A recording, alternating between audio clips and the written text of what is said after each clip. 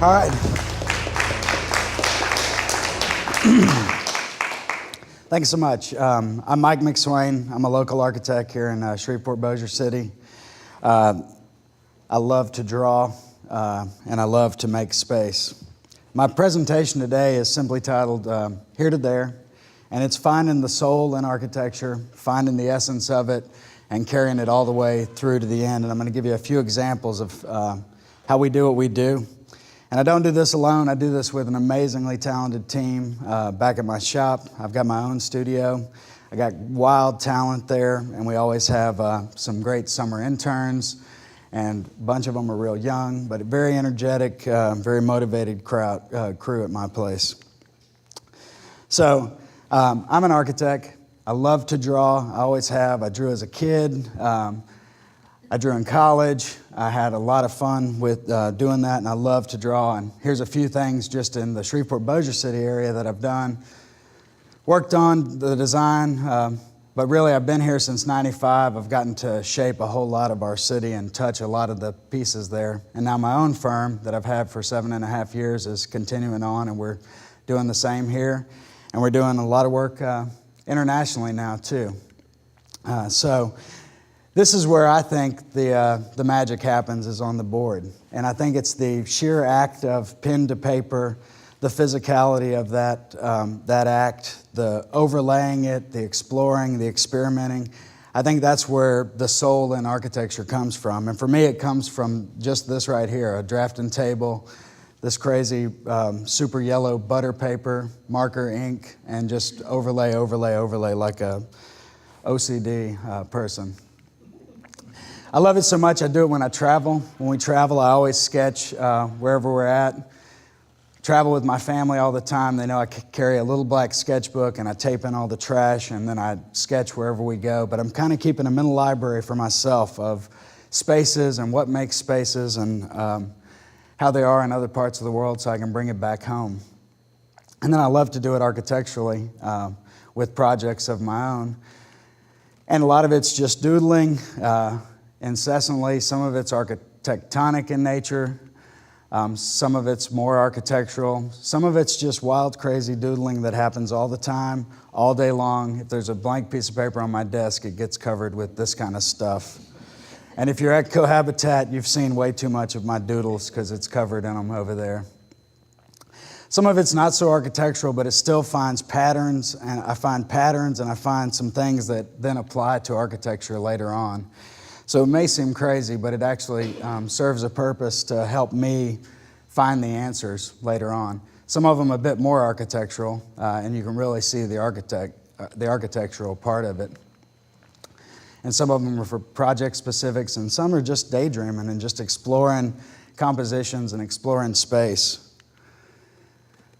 And again, it's always the act for me of pen to paper, the ink, the dragging of the ink across paper, the color, but that physical act of doing it is where I like to say I exercise out the designs.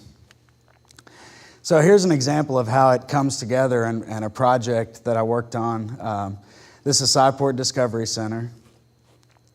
Clyde Fant along the right side there, and the Red River. And this is the early partee diagram. And so early on, it was a combination of several things embodied in this one little sketch. And it was the grid that you see for an efficient structural system. The round was the IMAX theater, and it was buffered on two sides with building to block the noise of the railroad tracks on those two sides. And then the early on conceptual artwork that just capture the spirit of the project. The peach, the dome, the red with the curve, that was the Red River Gallery and that connection, and then the high point on the back side of the building with the green. And then these were the early partee diagrams that captured that. And then we study it through model and through sketch, and we just keep evolving the thing. There's the railroad tracks, and you can see how the design actually creates a buffer of the noise against the IMAX. And then explore it two-dimensionally with elevation studies, again, ink on paper. And then we explore it with in 3 dimensions with the computer modeling software. And it's this back and forth creative volley that I find really interesting and intriguing working with a talented 3D team that can pull this stuff off. And in this case, this is pretty close to what really got built. And I think it captured the early on essence, and it's still there, and you feel it today with a lot of those moves and strokes. Obviously, it has to fulfill all the functional requirements of such a building. You know, it's got to house people and house a theater and do all that stuff. This is more the artistic expression of all the combination of all those factors. And I think, and this was, I'm just going to point out, this is in '95, so we were modeling in DOS back then. It was ridiculously painful. It took forever, and we thought these graphics were over the top. This was just the most futuristic stuff in the world. And there's the real space. And I love it so much, I'm the chairman of the board there now, so I just can't get away from the thing. So all that motion from this first initial little sketch, and I think that's just compelling to me that all this energy is housed in that one little idea. So we had a client last year whose company's motto was based on the story about the snail and the eagle and how they both have the same view from the top of the mountain, but they follow a different path to get there. And boy, I want to tell you, we followed the snail's path to get there with them on this project.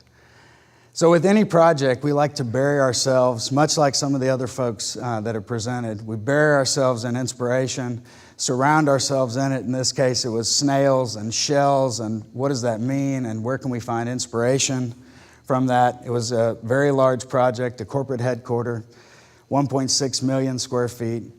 It was the size of 4 city blocks in downtown Shreveport. The project was going to be huge. We really studied the snail, studied the shell and how shells are made, and looked at the swirls and the repetition, and really tried to dissect the snail and find how can we apply this to our architecture. And so we came up with some early on conceptual artwork that captured what we thought was similar to the inspiration we found from the snails and the shells. So it had multiple layers, it had the arches and the excitement and the repetition, but this was an early sketch. We also had to place it into the site, and so we had a site in Suzhou, China. We studied the access to the site and let that influence our design, came up with some early layouts, studying the swirl, studying and how it intersects with the site. Looked at an early mass model of it and thought, holy crap, this is huge. It's really big. And we just had early ideas with it at this point. Then we carried it the next level up. And the next level was introducing a mountain into our building and having them work together. But this kind of dichotomy of rigid and vertical against the soft cloth of the landscape that we would create. And so we would create our own hill and we'd make it habitable inside. And that led to some explorations. And again, this hand and computer volley that we have at our office is just amazing, because I'm old and I draw by hand still. A lot of my guys draw by the computer, and they're really great at it, and I'm not so great at the computer modeling. But we do it toss it back and forth, and we look at the sections, look at the site. We study it with the computer, we study it by hand, and we get to some designs that we think are, we're getting pretty pleased with. We think this is pretty magical. And so we came up with this design, and we thought, man, it's capturing everything. It's got the hill. We've worked in rivers and streams and farm animals and the manicured golf lawn at the very top. We were just beside ourselves. This was the jackpot right here. I mean, we had pulled it off. The client said, yeah, seen it. That's not really that interesting. We'd like you to get really weird with it. Come back with us with something better. So we went back to the drawing board. Thought, holy crap, how did we get here? And where do we go? So we started back over. We looked harder at the inspiration and the complexity, and we really dwelled on the repetitious nature that came from these studying the shells. We looked back at the excitement of the early concept sketch, and we wanted to capture that back with what we were doing. We landed on a simple analogy here, which is the golden section. It's one of the proportioning systems. It's supposed to be one of the perfect proportioning systems. It's related to the Nautilus. It's the shell. So we use this as the basis to build our language from. We took the golden section and we just overlaid it sort of as if there were floors vertically. And then we extracted out some pieces to create like a lace that could be applied to a building as an exoskeleton. And then we repeated it. And this is where the computer interaction gets really exciting and fun, because we can take this simple notion and apply it as an exoskeleton to our building and see if we're heading in the right direction. So we build a quick model of it and we think, holy crap, this is looking really neat. This has a lot of potential. This could be very exciting. We looked at another piece of it where we were going to take and make a motorcade around the edges of the building where it touches the street. Also give some buffer from the street to the building, because we have a 4-floor plinth that the hill's going to sit on. And that's a massive base to this building, and we wanted to soften it up. So we created this arcade that goes around on the street sides. We built little models of it, testing it. We liked the direction that was headed. We quickly put them together and thought, man, this is feeling like something, but it's a little clunky. But it's neat. And you could see where we applied the paper there in the inside to create the exoskeleton. And then we really got excited when we started seeing it on the inside and thought, man, this is creating really neat space. We've got to develop this further. And again, it had some issues that we were working through that we weren't pleased with. The entry wasn't pronounced. It was kind of chunky in places. But it had that. It had this kind of deep, rich magic that just drew us in and got us really excited to push this to 11. So we continued to push it on. We tested the limits of our modeling for sure. And the guys in my office did a great job figuring out how we could model this thing for real.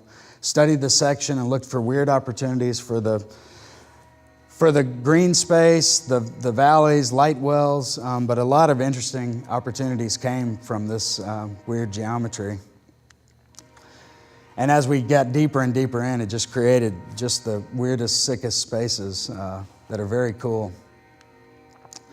And then we went back to we got to get the hill back into this thing. So we started molding and sculpting this hill and bringing it onto the building we've created now. We also had another discovery, and it was in the creation of this model. When we cut the archways out, the negative we were left with is what then became this little fin that sticks out. It's like a child to the mother arch. And it's the perfect shading device because it's kind of asymmetrical. It can have a rod that comes down and pulls it up or down with the sun. Programmable, but really a neat kind of discovery was made, and it fits perfect with our building. Plus there was some artwork going on that just kind of captured the tentacle that I thought we should end up with. We put all that together and we ended up with this platypus of a building, if you will, that captures all of this stuff in one place. And we explored it and tweaked it, and you can see the weird angles and the organicness. It's just kind of a weird building, all from a very simple concept of this golden section that then repeats itself, much like the way the snail is created. There's the little shading devices. There's the front door after we got done with it. And again, just more parts out of the arches and out of the language that we had developed. Everything was driven from that language. And you can see the little people there. I mean, the thing is huge. It's a huge building. And we were tickled. We think this really finally met the match of what we were asked to do. The inside spaces are just phenomenal. I mean, they're very sculptural and beautiful and sensual, curvy. The arcade around the edge gave that softness against the street, so it wasn't such a dramatic bang with a vertical. And that's the end result, this very organic, I think beautiful building. So that's taking it all the way through through that process and finding that soul for the building. And then this is another local example, the Cyber Innovation Center. It's one that really has this neat early concept to the end where it really captured it all the way to the built piece. It starts the same way. All this exploration, what is it going to be? What should it be? It was the marriage of government and military and academia and this invisible thing called cyber. And we just explored and twisted and reached for what that could be. And the language that we landed on, after all this struggle, right when I was going to bed one night, I jumped up and I sketched the drawing at the top, and I thought I'd hit it. And that was the initial concept. And it was really driven from like our nation's biggest symbol of freedom, the Statue of Liberty, and her crown was analogous to the spokes. The curve of the roof came from the airplane wing. The flying machines of Da Vinci inspired the spokes. Of course, with military, a frozen explosion is always appropriate. Then we integrated these spokes into the design. We tested other things, but here you'll see where the roof came from, see where the hole in the canopy came from, and that canopy and the entry canopy was kind of assigned to the B-52, which is at our Air Force base here. And it's like being under the wing of that B-52. You feel protected, but you also realize how huge that machine is. And then we dive in with a little more detailed drawings to scale, exploring it and trying to retain and capture that early essence. And we test it with the computer model. We test it with physical models. And then we ultimately come to the final renderings of what will actually be built. And we're pretty pleased that at the end of it, it looks much like the earliest sketch. So that's how I think you get from here to there. And dream big. Thanks so much.